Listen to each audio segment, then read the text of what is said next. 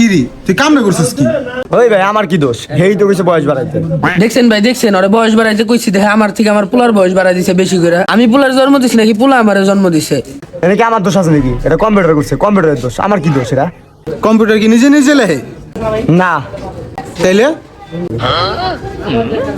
ওর দুঃখের কথা বলছেন, আমারটা শুনবেন না?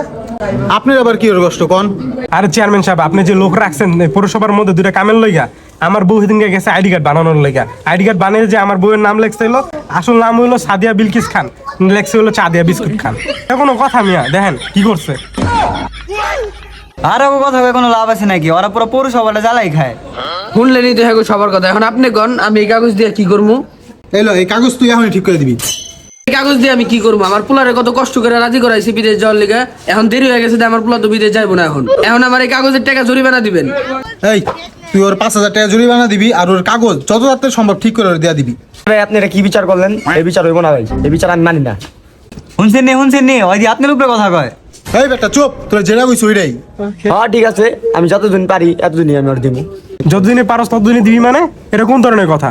ঠিকই তো কইছি। শুনছেন নিয়ার কথা? হ্যাঁ বলে ঠিকই কইছে। তাইলে কি ঠিকই তো কইছি?